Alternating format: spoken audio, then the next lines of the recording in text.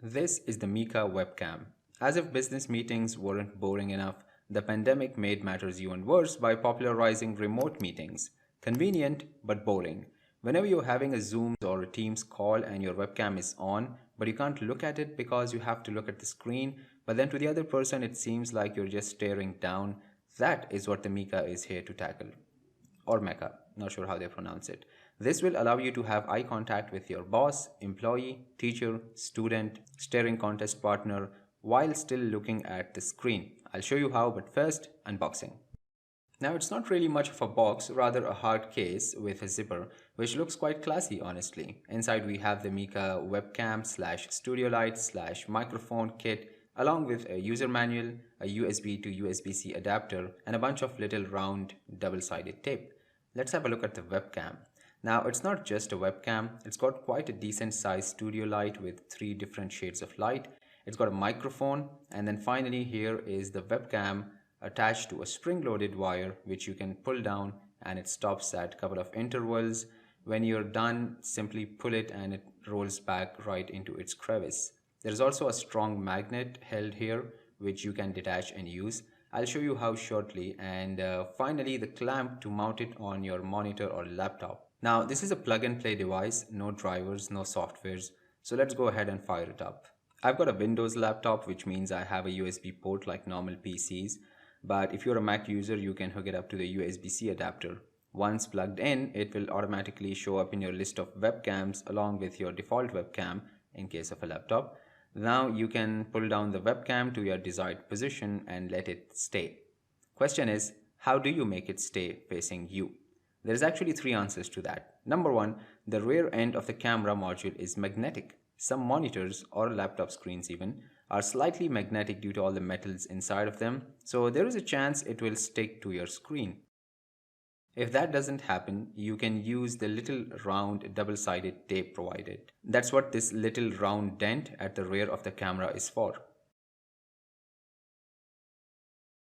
Now, if you don't like to deal with sticky smudges on your screen, then the third option is this magnet. It's quite a strong one, so you can hold the camera at the front and place the magnet behind your laptop screen. It will hold it firmly in place. You can even move around the camera and it will drag the magnet behind with it, or the other way around. Although I would personally never do that as I don't want any scratches on my screen or the back of my laptop. The magnet method is going to work 100% with all laptops. However, for thicker monitors, your better option will be either the magnet, because I tried it with a couple of PC monitors and the magnet was working automatically by sticking to the screen to some metals inside, or you can just use the stickers. Now let's see how it works, and for that I'm going to have to give you some perspective. So I'm going to start with my built-in webcam and microphone. This is my laptop's built-in webcam and microphone. This is how it looks, this is how it sounds. Pretty normal as you would expect it, low resolution, quite underwhelming in a sufficiently lit room. The sound is also pretty okay, but if I'm being honest, it's quite grainy.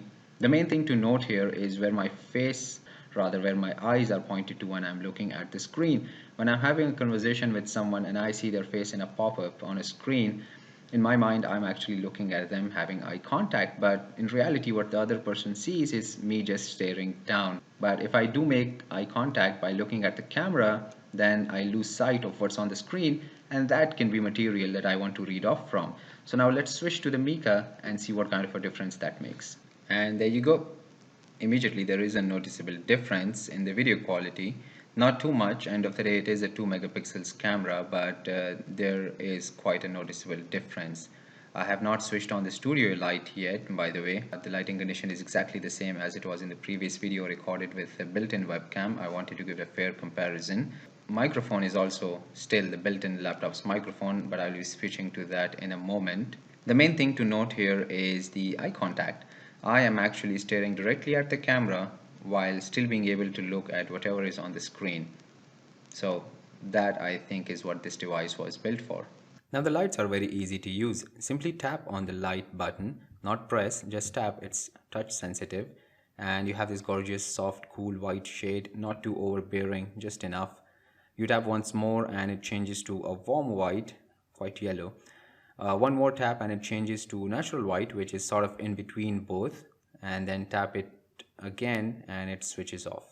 Alright, now let's see what kind of a difference the studio light makes. At the moment it is off. I'm just gonna turn it on. Here it is. Now this is the cool white shade, nice and white. Tap it once again, it turns to warm white, a little yellow for my liking honestly, but if it floats your boat, why not? And then on to the natural white. Now this would be the preferred light for me at least. I'm gonna switch it off again. There you go, it's off now. Now this is in a room still with decent lighting. If you want to see how it looks in complete dark, let me show you. Alright, I have switched off all the lights. The camera is still managing to pick up something even though it is almost dark in the room. It's just a little bit of light from the windows and it's actually 10 p.m. so it's night time. Anyways, this is how it looks. I'm gonna cycle through all the lights. Alright, this is the cool white shade. This is the warm white. You can definitely see the yellow this time. This is the natural white, and then turn off once again. So yeah, even if it is in complete dark, it definitely still does the job and gives you a clear image on the screen. Alright, now for the microphone test. So far it's the built-in microphone of the laptop that's been on the show, and to switch to the MECA mic, simply select it from the list of recording devices on your PC and then tap on the mic button to power it on. A small LED lights up indicating it is in use. Now this is one of the best things about the MECA. No more need to drag your mouse to the mute button on your remote call. Simply tap to mute, tap to unmute. Now let's hear the quality.